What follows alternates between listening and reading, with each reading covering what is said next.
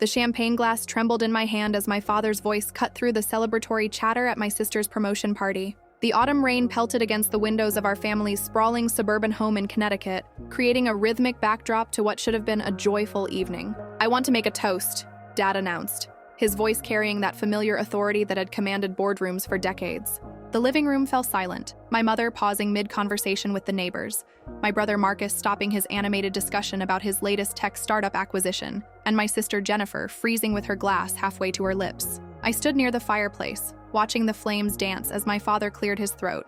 At 52, he still cut an impressive figure in his tailored navy suit, his silver hair perfectly styled, his presence commanding the room effortlessly. This was supposed to be Jennifer's moment. She'd just been promoted to senior vice president at Goldman Sachs, the culmination of years of grueling work and sacrifice.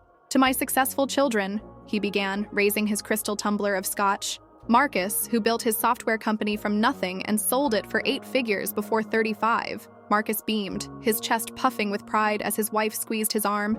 "And Jennifer, who just shattered another glass ceiling on Wall Street." Jennifer's smile radiated pure joy, her eyes glistening with unshed tears of happiness. Then my father's gaze swept across the room, landing on me for just a moment before pointedly looking away. "To my successful kids, not the failure who still thinks art will pay the bills." The words hit me like a physical blow. The room temperature seemed to drop 10 degrees. I watched as my mother's face crumpled in shock, as Jennifer's joy transformed into horror, as Marcus suddenly found his shoes fascinating. The neighbors shifted uncomfortably, unsure whether they'd misheard or if they were witnessing a family implosion. "My name is Sarah. I'm 31 years old, and I'm a freelance graphic designer and part-time art teacher. I live in a small studio apartment in Brooklyn, drive a 10-year-old Honda Civic, and yes, I struggle to make ends meet sometimes. But I had never, not once, imagined that my own father saw me as a failure worthy of public humiliation." The silence stretched like a taut wire. I could hear my heartbeat thundering in my ears, feel the heat creeping up my neck despite the chill that had settled in my bones. Every eye in the room was on me now, waiting to see how I would respond to being verbally annihilated by the man who was supposed to protect me. Instead of screaming, instead of crying, instead of defending myself, I did something that surprised even me. I set my champagne glass down on the mantelpiece with deliberate care, picked up my coat from the back of the chair, and walked toward the front door. "Sarah, wait," Jennifer started, but I held up my hand without turning around. "Congratulations on your promotion, Jen," I said quietly, my voice somehow steady despite the earthquake happening inside my chest. "You've worked incredibly hard for this." I didn't look back at my father. I didn't give him the satisfaction of seeing how deeply his words had cut. I simply walked out into the Connecticut rain, leaving behind the warmth of the house and the illusion that I belonged there. As I sat in my car in the driveway, raindrops mixing with tears on my cheeks, I realized that this moment would divide my life into before and after. Before, when I still believed my father loved me despite our differences. And after, when I learned that sometimes the people who are supposed to love you unconditionally are the ones who can wound you most deeply. The drive back to Brooklyn took 2 hours through Friday night traffic, but I barely noticed. My mind kept replaying the scene, dissecting every word, every glance, every moment of that devastating toast. How long had my father seen me as a failure? How many family gatherings had he sat through, smiling at me while harboring such contempt?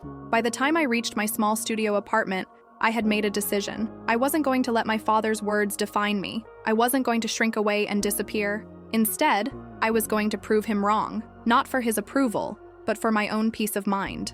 I just didn't know yet how profoundly that decision would change not just my life, but the lives of everyone who had witnessed that brutal toast. I couldn't sleep that night. Every time I closed my eyes, I saw my father's face as he delivered that crushing blow, the way his eyes had deliberately avoided mine when he spoke about the failure. So I did what I always did when my thoughts became too loud. I painted. My studio apartment was small, but I'd arranged it so that the corner by the large windows served as my workspace. Canvases lined the walls, some finished, others abandoned in moments of frustration. The morning light filtering through the rain-streaked windows illuminated my latest piece, an abstract representation of family dynamics that now felt prophetic. As I mixed colors on my palette, memories flooded back. I remembered being 12 years old, proudly showing my father a watercolor I'd painted of our family dog. He'd glanced at it briefly before returning to his newspaper. "That's nice, sweetheart, but maybe you should focus more on your math homework." Marcus had been captain of the debate team, student council president, and had gotten into MIT. Jennifer had been valedictorian, prom queen, and had graduated summa cum laude from Harvard. And me? I was the kid who got detention for doodling in the margins of my history textbook, who chose art class over AP Physics, who applied to art school instead of business school. The disappointment in my father's eyes had been a constant companion throughout my teenage years. When I announced I wanted to major in fine arts, he'd literally laughed. Art isn't a career, Sarah. It's a hobby. You need to think practically. But my mother had supported me, quietly slipping me money for art supplies and driving me to galleries when my father wasn't looking. She'd been the one to help me move into my first apartment after college, the one who attended my small art shows when I was starting out. My phone buzzed insistently on the coffee table. I'd been ignoring it since I got home, but the persistence suggested it was important. Jennifer's name flashed on the screen. "Sarah, please pick up. I know you're upset, but we need to talk." I stared at the phone, watching it go to voicemail. A minute later, it rang again, then again. On the fourth call, I finally answered. "I'm fine, Jen." "No, you're not. And I'm not fine either." What Dad said was unforgivable. I could hear the pain in her voice, the guilt that she was carrying despite having done nothing wrong. "It's not your fault. This was supposed to be your celebration. Sarah, I need you to know that I've never thought of you as a failure. Neither has Marcus. We're proud of you." The sincerity in her voice almost broke me. "Then why didn't anyone say anything? Why did you all just stand there?" The silence stretched between us. Finally, Jennifer spoke, her voice barely above a whisper. "Because we were in shock. Because we've never seen Dad be that cruel before. Because we didn't know what to say." "He's been cruel before," I said quietly. "Just never so publicly." "What do you mean?" I told her about the years of dismissive comments, the way he'd introduced me to his business associates as my daughter who's still figuring herself out, the way he'd changed the subject whenever I talked about my work. Jennifer listened in growing horror. "Sarah, I had no idea. I thought he was just reserved about emotions." "He's not reserved about emotions when it comes to you and Marcus. He glows when he talks about your achievements. He's never once asked to see my work." Through the window, I watched the city wake up. People hurried past with coffee cups and umbrellas, heading to jobs that my father would probably consider real careers. Investment bankers, lawyers, doctors, people who contributed to society in ways he could quantify and understand. "I'm driving down to see you," Jennifer said suddenly. "Jen, no. You have your celebration dinner tomorrow, and I canceled it. I can't celebrate anything right now." 2 hours later, Jennifer stood in my doorway holding a bag of bagels and 2 large coffees. She looked exhausted, her usually perfect hair pulled back in a messy bun, her designer jeans wrinkled from the drive. She walked around my apartment slowly, studying my paintings with the intensity she usually reserved for financial reports. She paused in front of a large canvas depicting a storm over a city skyline, all dark blues and grays with flashes of brilliant yellow lightning. "Sarah, these are incredible. This one especially, it's so powerful. You don't have to say that. I'm not saying it to make you feel better. I'm saying it because it's true." She turned to face me, her eyes bright with unshed tears. "I had no idea you were this talented. Why haven't you shown these to more people?"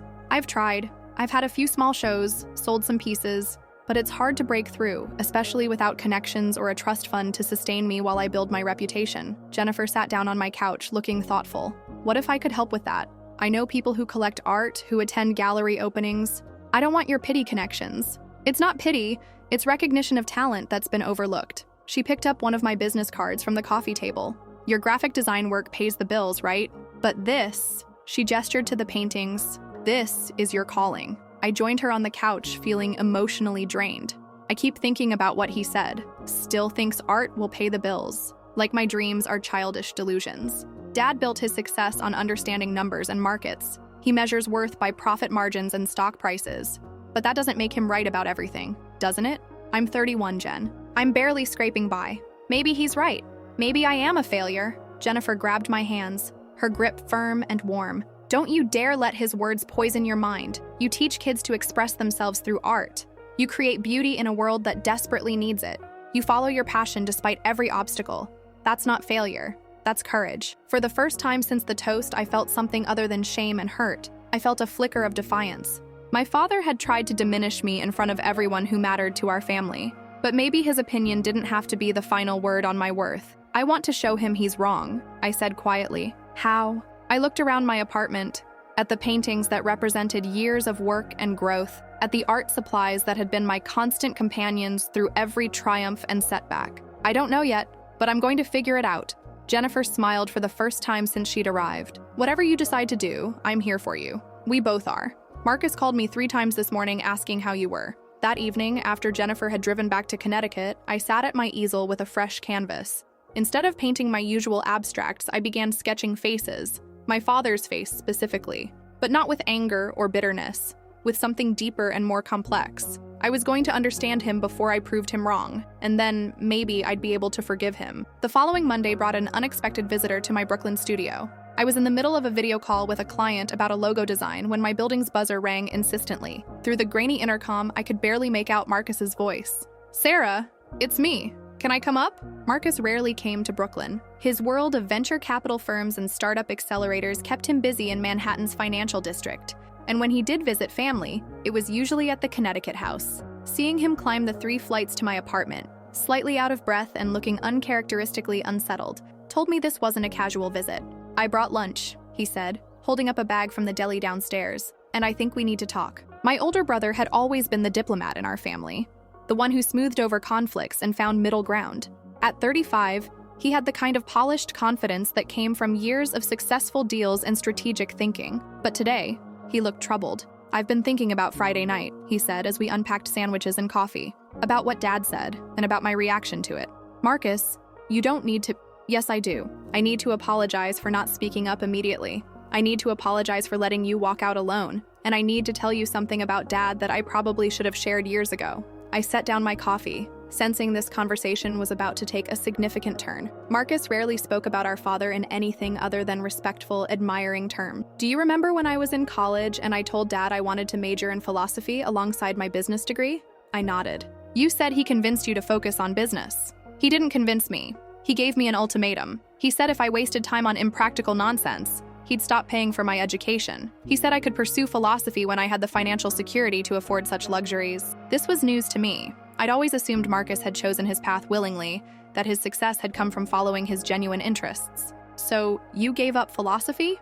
"I gave up everything that didn't directly contribute to what he considered success. Music, creative writing, even some friendships that he deemed distracting. I built the life he wanted me to build." Marcus walked over to one of my paintings, a vibrant piece depicting a crowded subway platform with people rushing in different directions. "When I sold my company last year, do you know what I felt? Pride? Relief? Empty? I felt empty. I had achieved everything Dad had pushed me toward, but I couldn't remember the last time I'd done something because I genuinely wanted to do it." He turned to face me, his expression more vulnerable than I'd ever seen it. "You know what I envied most about you growing up? You never let him break your spirit. You kept creating, kept following your passion, even when he disapproved, even when it meant struggling financially." "But I am struggling, Marcus. Maybe he's right. Maybe I am a failure." "No." His voice was firm. "You're brave. You're living authentically. I'm 35 years old, and I'm just now starting to figure out who I am when I'm not trying to earn Dad's approval." We ate in contemplative silence for a while, the weight of our father's influence on our lives settling between us like a heavy blanket. Finally, Marcus spoke again. "I want to help you with something, but I need you to hear me out completely before you say no." I raised an eyebrow. "That's not an encouraging way to start. I want to invest in your art career, not out of pity or family obligation, but because I believe in your talent and I have the resources to help you break through." "Marcus, you said you'd hear me out. I've been researching the art world since Friday night. I've talked to gallery owners, art dealers, collectors. The barrier to entry isn't talent. It's exposure and financial stability. You have the talent. I can help with the rest." He pulled out his phone and showed me a series of photos he'd taken of my paintings when Jennifer had been here. "I sent these to a gallery owner I know. She wants to meet with you." "You did what?" "Her name is Elena Rodriguez. She runs a gallery in Chelsea that specializes in emerging artists. She looked at your work and said, and I quote, 'This artist has something special. Why haven't I heard of her before?'" I stared at the photos on his phone, seeing my work through a stranger's eyes. "What did you tell her?" "That you're my sister, but more importantly, that you're a talented artist who deserves recognition. She wants to see your full portfolio. And if she likes it, then we talk about a show. A real show, with proper marketing and promotion. I'll handle the business side, the investments, the networking, the logistics. You focus on creating." It was tempting. More than tempting. It was everything I'd dreamed of. But there was something that felt uncomfortably familiar about the arrangement. "You're trying to manage my career the way Dad managed yours." Marcus paused, his coffee cup halfway to his lips. "What do you mean?" "You're offering to solve my problems with money and connections. But what if I fail? What if the show is a disaster? Then you'll have proven Dad's point about me being a failure who needs to be rescued." "Sarah, and what if I succeed? Then Dad will just say I only made it because you helped me. Either way, my success or failure won't really be mine." Marcus set down his coffee and ran his hands through his hair. "So what do you want to do?" I thought about it for a long moment, looking around my small apartment at the paintings that represented years of solitary work, late nights, and quiet determination. I want to meet Elena Rodriguez. I want to hear what she has to say about my work. But if she offers me a show, I want to earn it on my own terms. What does that mean? It means I'll take her feedback and her guidance, but I won't take your money. I'll apply for grants, seek out other opportunities, build relationships myself. If I'm going to prove Dad wrong, I need to do it authentically. Marcus smiled, and for the first time since he'd arrived, he looked genuinely proud. You know what? That's exactly what I was hoping you'd say. Really? Really? Because that's who you are, Sarah. You're not someone who takes shortcuts or accepts handouts. You're someone who works for what she believes in, even when it's hard. As Marcus prepared to leave, he paused at the door. For what it's worth, I think Friday night was a turning point for all of us. Dad's words were cruel, but they forced us to confront some truths about our family dynamics that we've been avoiding, such as the fact that his approval shouldn't be the measure of our worth, and such as the fact that we've all been playing roles in a drama he wrote instead of living our own lives. After he left, I sat in my apartment feeling more energized than I had in months. Elena Rodriguez wanted to see my work, not because of family connections or financial backing, but because she saw something in my art that resonated with her professional instincts. For the first time since that devastating toast, I felt like myself again. Not the family disappointment, not the struggling artist, but Sarah, someone with talent, determination, and the courage to pursue her dreams despite the obstacles. I picked up my phone and dialed the number Marcus had given me. It was time to introduce myself to Elena Rodriguez and see what the art world really thought of my work. Elena Rodriguez's gallery occupied a converted warehouse in Chelsea, with exposed brick walls and soaring ceilings that made the space feel both industrial and intimate. As I walked through the entrance carrying a portfolio of my best work, I tried to calm my nerves by focusing on the art displayed throughout the space. The current exhibition featured bold, contemporary pieces that seemed to pulse with energy and emotion. I recognized some of the artists' names from art magazines and felt a familiar pang of intimidation. This was a serious gallery, not some coffee shop showcase. Elena herself emerged from a back office, and immediately I understood why she commanded respect in the art world. She was probably in her 50s, with silver-streaked hair pulled back in an elegant chignon, and the kind of assured presence that came from decades of discovering and nurturing talent. "Sarah," she said, extending her hand with a warm smile. "I've been looking forward to this meeting. Your brother showed me some photos of your work, but I'm excited to see the actual pieces." I had brought 5 of my strongest paintings, carefully transported in a borrowed van from my apartment. As I unveiled each one, Elena studied them with the intensity of a surgeon examining X-rays. She didn't speak, didn't offer immediate praise or criticism, just absorbed each piece with professional focus. The silence stretched for what felt like hours, but was probably only minutes. Finally, she stepped back and looked at me directly. "Tell me about this one," she said, pointing to the storm painting that Jennifer had admired. "What were you feeling when you created it?" "I was thinking about chaos and beauty coexisting. About how the most destructive forces in nature can also be the most awe-inspiring. About finding light in darkness." Elena nodded slowly. "And this one?" She gestured to a painting I'd completed just last month, an abstract representation of a family dinner table with empty chairs and untouched plates. That's about absence, about the spaces people leave behind when they're physically present but emotionally distant. Prophetic, given what happened at your family gathering. I looked up in surprise. "Marcus told you about that? He mentioned that you'd had a difficult encounter with your father. Artists often channel their personal experiences into their work, sometimes before they even fully understand what they're processing." Elena continued to examine my work, occasionally asking questions about technique or inspiration. Her questions were thoughtful, probing, designed to understand not just my artistic skill but my perspective and voice. "Sarah, I'm going to be direct with you. Your technical skills are solid, but that's not what interests me. What interests me is your emotional intelligence, your ability to translate complex feelings into visual language that resonates with viewers." She paused, studying my face. "Your brother mentioned that you've been struggling to gain recognition. Can you tell me about the obstacles you faced?" I told her about the small shows I'd had, the rejection letters from galleries, the challenge of balancing commercial work with artistic pursuits. I explained how my father's dismissal of my career had affected my confidence, how I'd sometimes wondered if I was deluding myself about my abilities. "The art world can be brutal," Elena said. "It's full of people who will tell you that your work isn't commercial enough, isn't edgy enough, isn't whatever enough. But authenticity is rare, and that's what I see in your paintings. You're not trying to be anyone else or follow trends.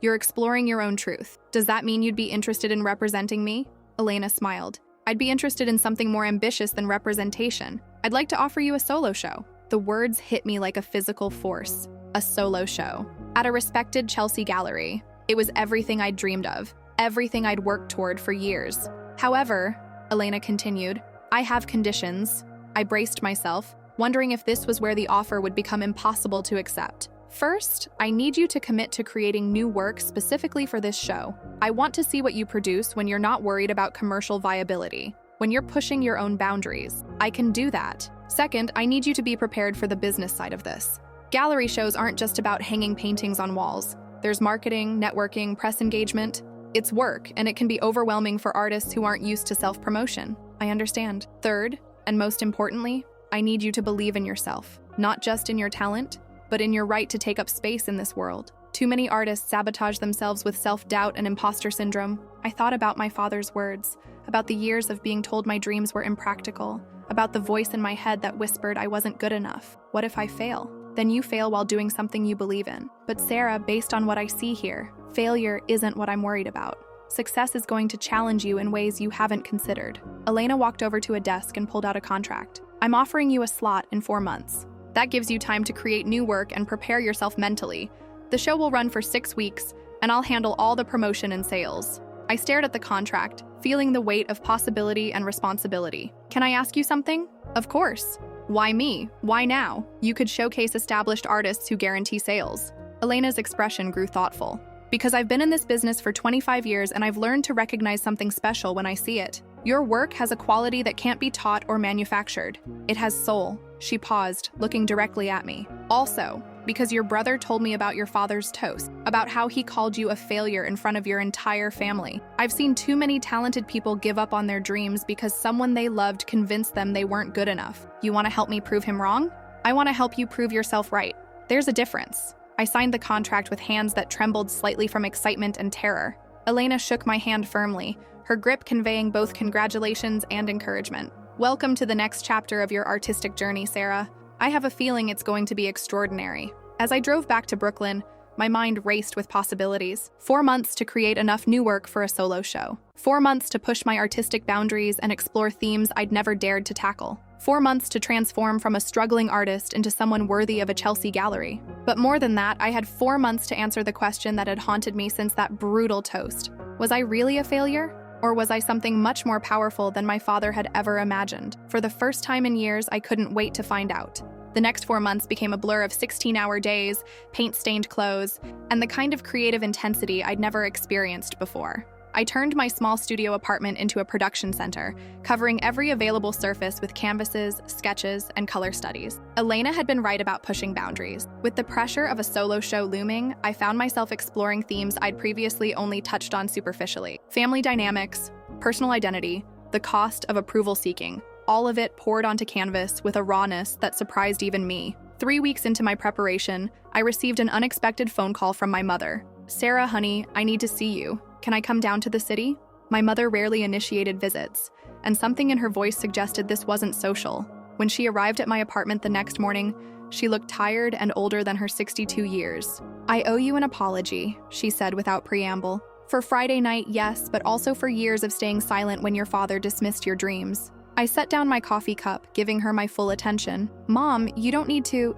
Yes, I do. I've been thinking about that toast for weeks, and I realize I've been complicit in his treatment of you. I told myself I was keeping peace in the family, but I was actually enabling his behavior. She walked around my apartment, studying the new paintings I'd been working on. One depicted a family portrait where one figure was painted in muted grays while the others blazed with vibrant colors. Another showed a woman emerging from shadows, her face becoming clearer and more defined as she stepped into light. These are about us, aren't they? She asked softly. About me. About feeling invisible in my own family. My mother's eyes filled with tears. I made you feel invisible? Not intentionally, but when Dad would dismiss my work or make cutting comments, you'd change the subject instead of defending me. When he'd introduce me as still figuring herself out, you'd smile and nod. I needed you to speak up for me. You're right, I was so focused on avoiding conflict that I forgot to protect you. She paused in front of a painting I'd titled The Peacekeeper, a figure frantically trying to hold together a structure that was clearly falling apart. Is this how you see me? Sometimes,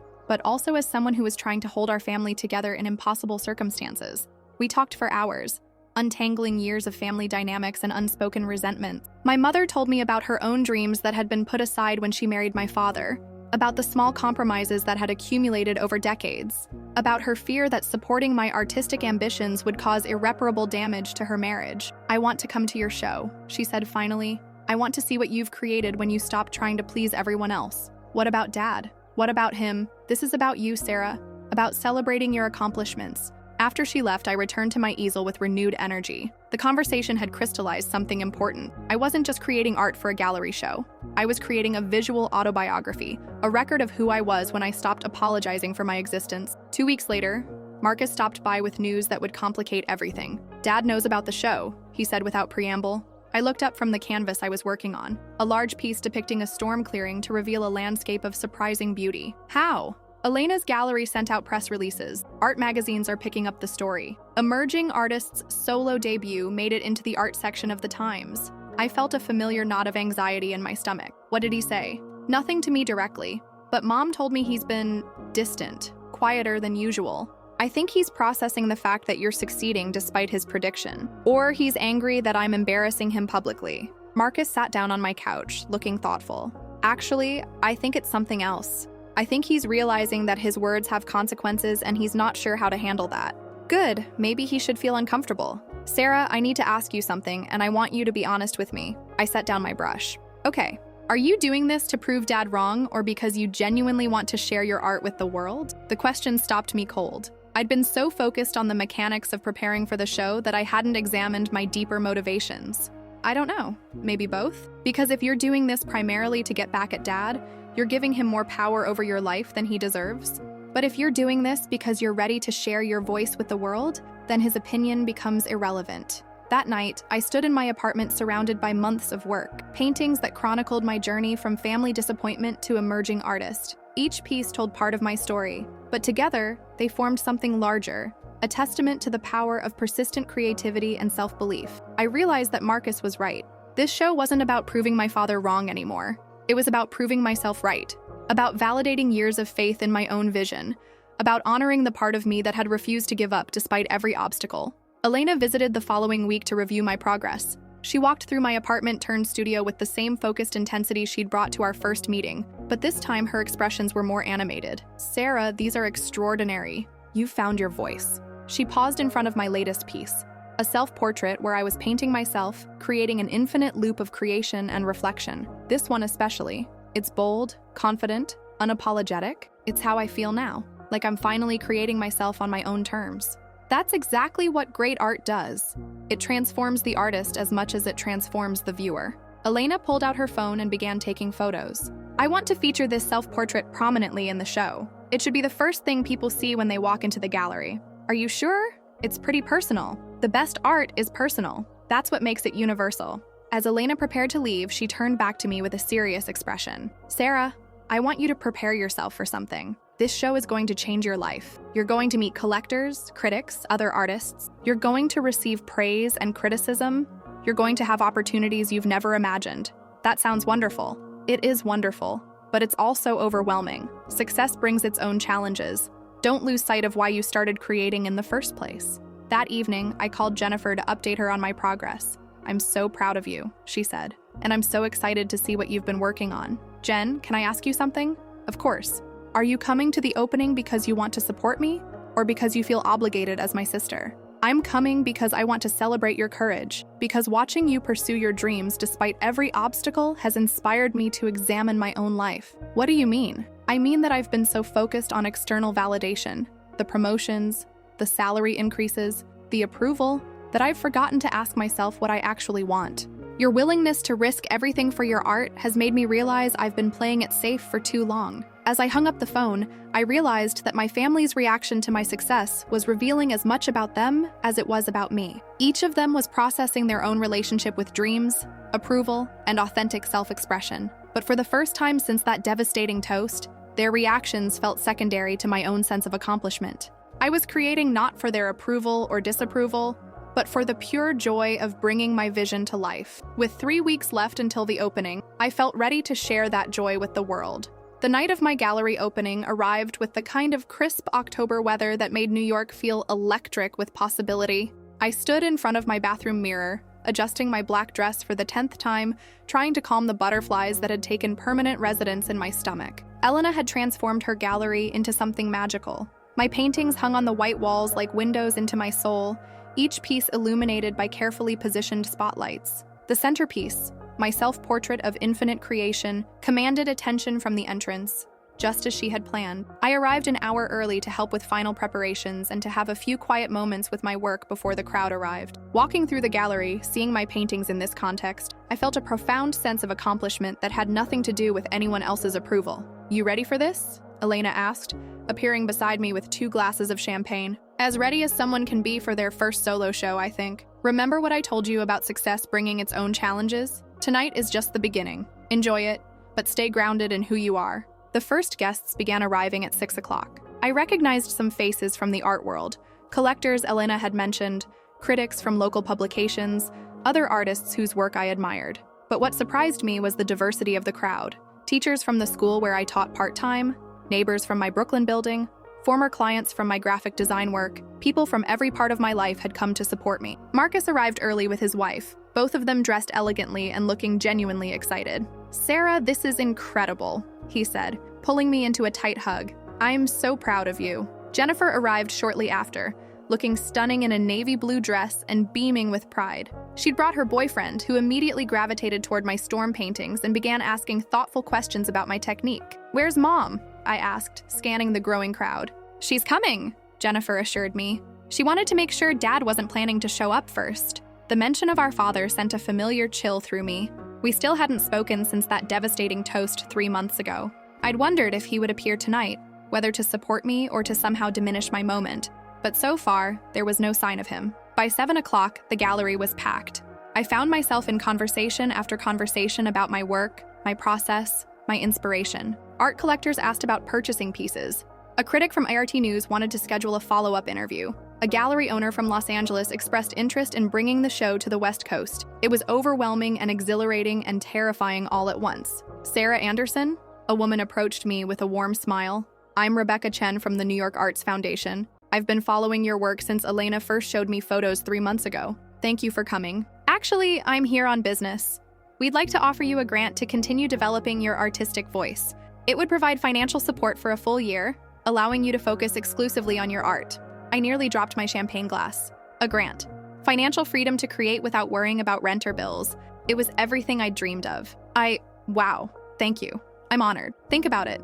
Elena has my contact information when you're ready to discuss details. As Rebecca moved on to study my paintings, I felt a tap on my shoulder. I turned to find my mother, looking elegant in a burgundy dress and carrying a small wrapped package. "Mom, you made it. I wouldn't miss this for anything." She looked around the gallery with obvious pride. "Sarah, this is extraordinary. All these people here to see your work. What's in the package?" She handed it to me with slightly trembling hands. "Open it later when you have a quiet moment. It's something I should have given you years ago." Before I could ask what she meant, Elena appeared at my elbow. "Sarah, there's someone I'd like you to meet. This is David Morrison from the Museum of Contemporary Art. He's interested in acquiring one of your pieces for their permanent collection." A museum acquisition?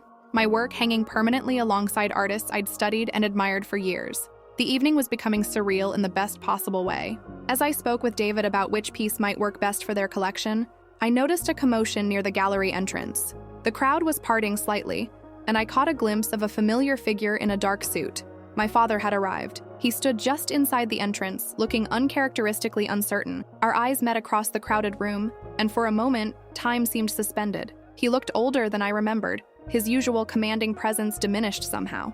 Marcus noticed him at the same time I did and immediately moved in his direction. I watched as they had a brief, intense conversation near the door. Then Marcus was walking back toward me, his expression unreadable. "He wants to talk to you," Marcus said quietly, "but he'll leave if you don't want him here." I looked across the room at my father, who was now studying my self-portrait with an expression I couldn't decipher. This was my night, my triumph, my moment of vindication. Part of me wanted to ask him to leave, to deny him the opportunity to somehow diminish what I'd accomplished. But another part of me, the part that had painted that self-portrait of infinite creation, was curious about what he had to say.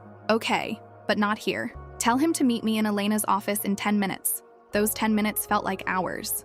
I excused myself from conversations, accepted congratulations, and tried to process the fact that my father, who had called me a failure just 3 months ago, was standing in a gallery celebrating my success. Elena's office was small and quiet, a refuge from the celebration outside. My father was already there when I arrived, standing with his back to me, looking at a small painting Elena kept on her desk. "Thank you for agreeing to see me," he said without turning around. I wasn't sure I would. He finally faced me, and I was struck by how tired he looked. The confident businessman who had delivered that crushing toast was gone, replaced by someone who seemed genuinely uncertain. "I owe you an apology. A significant one." I crossed my arms, waiting. What I said at Jennifer's party was inexcusable, cruel.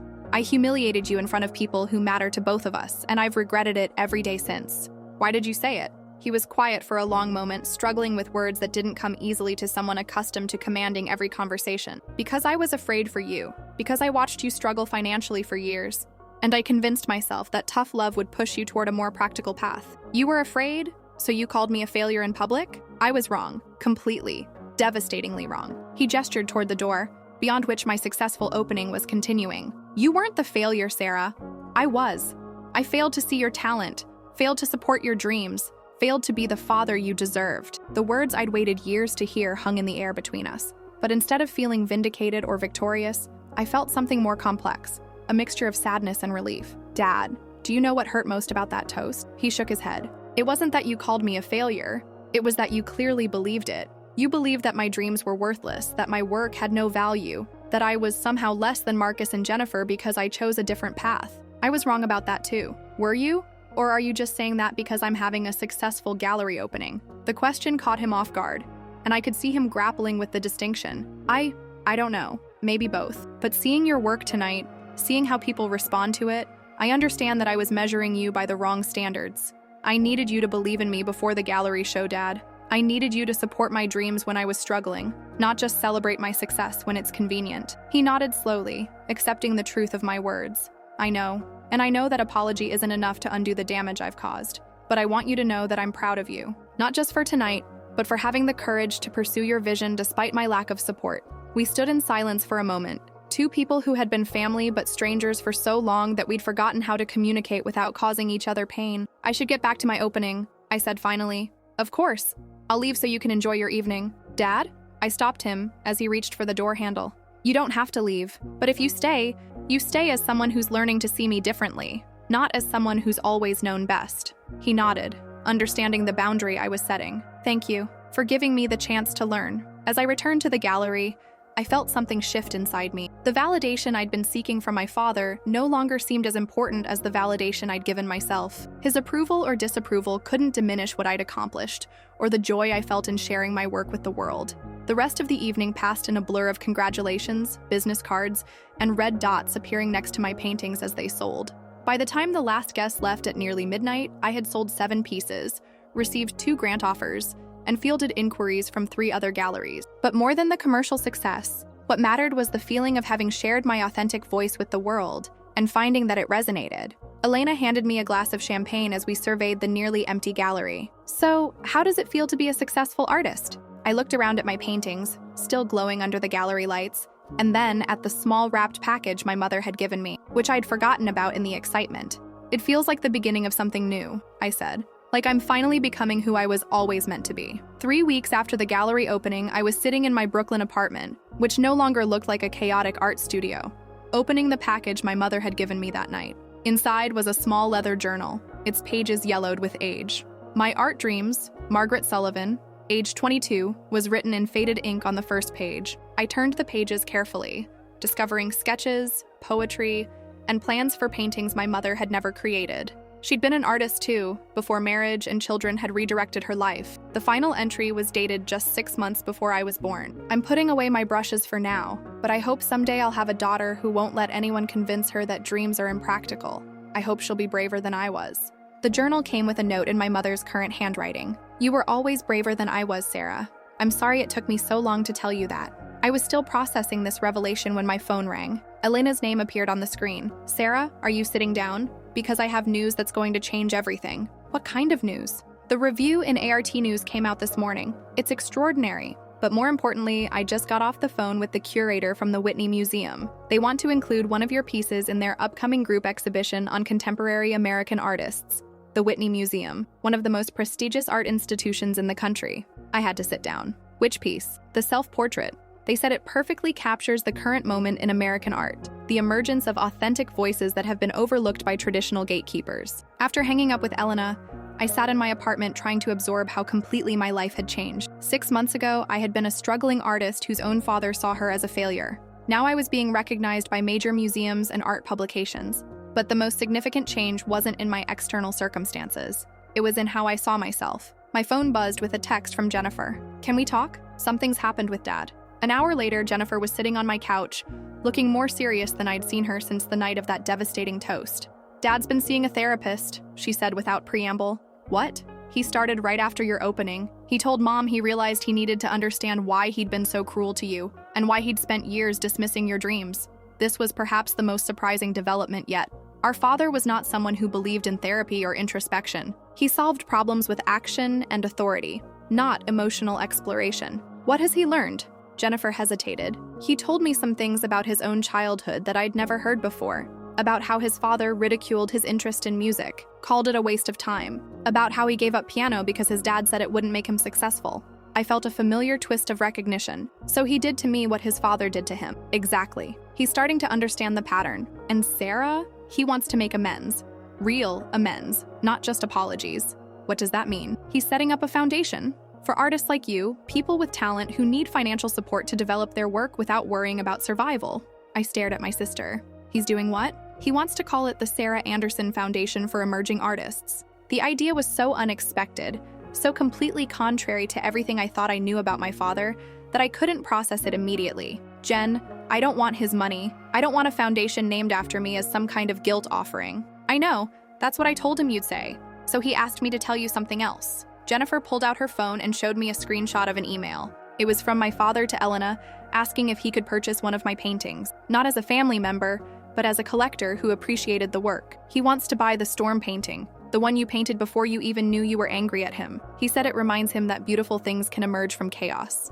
I thought about that painting, created during a time when I was processing emotions I couldn't yet name. The idea of my father owning it, understanding it, valuing it enough to pay market price for it, it felt like a form of recognition I'd never expected. "There's something else," Jennifer continued.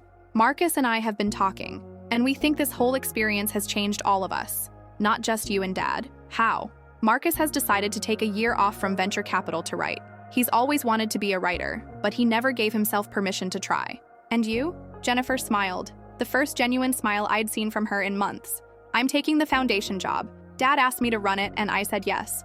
I want to help other artists the way you helped all of us understand what we'd been missing." I realized then that my journey from family disappointment to successful artist had created ripples far beyond my own life. My willingness to pursue my dreams despite opposition had given my siblings permission to examine their own suppressed desires. My father's cruel words had forced him to confront patterns he'd inherited from his own childhood. "There's one more thing," Jennifer said quietly. "Mom wants to start painting again. She asked if you'd teach her." The image of my mother returning to the dreams she'd abandoned decades ago brought tears to my eyes. It felt like the most profound victory of all. Not just succeeding despite opposition, but inspiring others to reclaim parts of themselves they'd thought were lost forever. That evening, I called Elena to tell her about my father's offer to purchase the storm painting. "What do you think?" I asked. "Should I sell it to him?" "That depends. Are you selling it to your father as a gesture of forgiveness, or to a collector who genuinely appreciates the work?" "Both, I think. And maybe that's okay." "I think it's more than okay. I think it's the completion of a circle that started with that cruel toast." After our conversation, I stood in my apartment looking at the space where the storm painting had hung for months. Tomorrow, Elena would arrange for it to be delivered to my father's house in Connecticut. He would hang it in his study, where he'd see it every day as a reminder of the beauty that can emerge from painful transformations. But tonight, it was still mine. Tonight, I could look at it and remember the woman who had painted it. Someone who was angry and hurt and determined, but didn't yet know she was brave. I picked up a brush and approached a fresh canvas. It was time to paint what came next. 1 year after that devastating toast, I found myself back in my family's Connecticut home for Jennifer's birthday celebration. But this time, everything was different. The house looked the same elegant furniture, the same family photos lining the hallway, the same view of the manicured garden through the large windows. But the atmosphere was transformed. Where there had once been undercurrents of tension and unspoken disappointments, there was now something that felt like genuine warmth. My storm painting hung prominently in my father's study, and every time I passed by, I felt a complex mixture of pride and healing. He'd kept his word about purchasing it as a collector, paying Elena's asking price without negotiation. More importantly, he'd written me a letter explaining what the painting meant to him, how it had helped him understand that some of life's most valuable creations come from working through difficult emotions rather than avoiding them. The Sarah Anderson Foundation for Emerging Artists had been launched 6 months earlier, with Jennifer as its director and Marcus serving on the board. They'd already awarded grants to 12 artists, and the application process had attracted attention from art communities across the country. What had started as my father's attempt at atonement had become a genuine force for supporting creative dreams.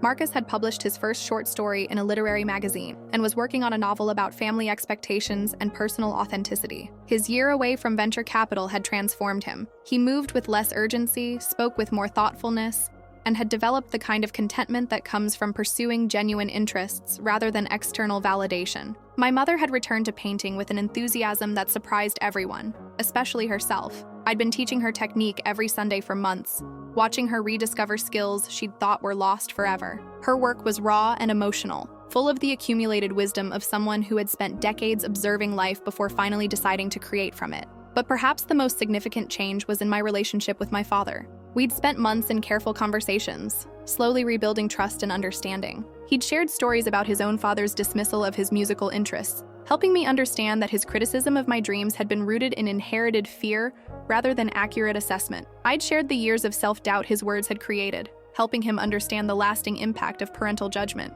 We weren't back to being close. That would take more time, if it happened at all. But we were learning to see each other as complete people, rather than playing the roles of disappointing daughter and critical father. The birthday celebration was smaller than Jennifer's promotion party had been the year before. Just family, a few close friends, and the quiet satisfaction of people who had learned to appreciate each other's authentic selves. As the evening wound down, my father stood to make a toast. The room fell silent. We all remembered what had happened the last time he'd held a glass and spoken about his children's achievements.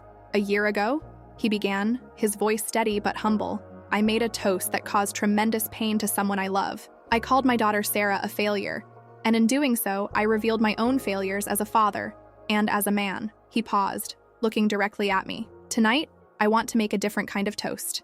To Sarah, who taught our entire family what courage looks like, who showed us that pursuing your authentic path isn't failure. It's the most successful thing you can do." He raised his glass, and this time, his words carried weight and sincerity. "To an artist whose work now hangs in the Whitney Museum. To a teacher who inspires young people to believe in their creative potential.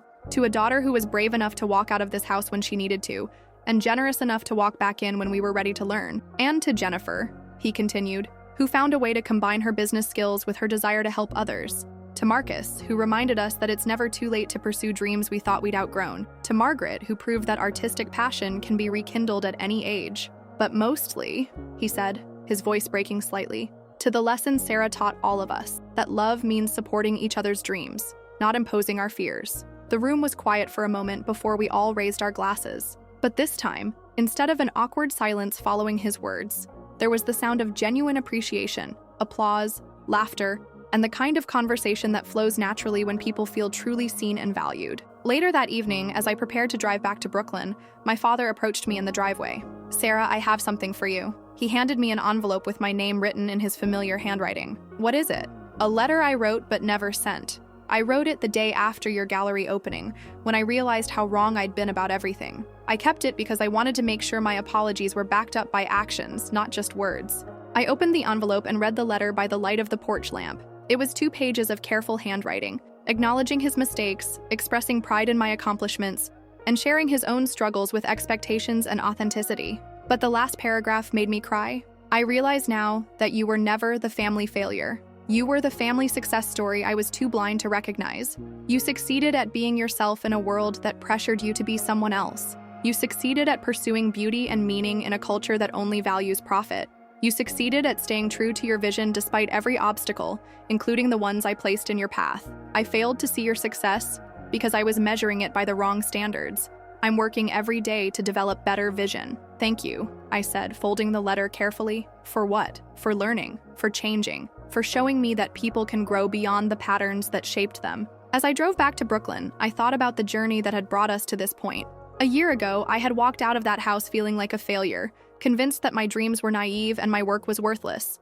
Tonight, I was driving home as an artist whose work was recognized by major institutions, whose foundation was supporting other artists' dreams, and whose family had learned to celebrate rather than diminish her achievements. But the most important transformation wasn't in my external circumstances.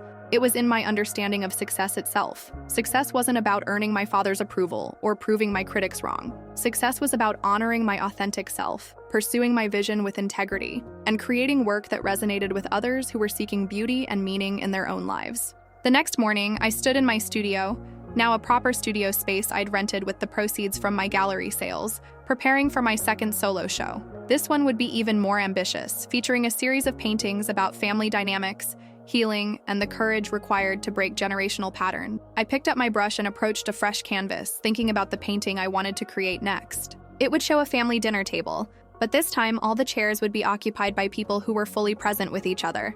The food would be warm, the conversation would be genuine, and the light would be the kind that makes everyone look like their best selves. It would be a painting about the possibility of redemption, about the way authentic love can transform even the most damaged relationships, about the beauty that emerges when people have the courage to see each other clearly. But mostly, it would be a painting about hope, the kind of hope that sustains artists through every rejection, every criticism, every moment of doubt. The hope that our work matters, that our voices deserve to be heard, and that pursuing our dreams with integrity is always worth the risk. As I began to sketch the outline of the family gathered around their table, I smiled, thinking about my father's transformed toast and the journey that had brought us all to this place of mutual respect and authentic love. Some failures, I had learned, are really just successes waiting for the right moment to be recognized.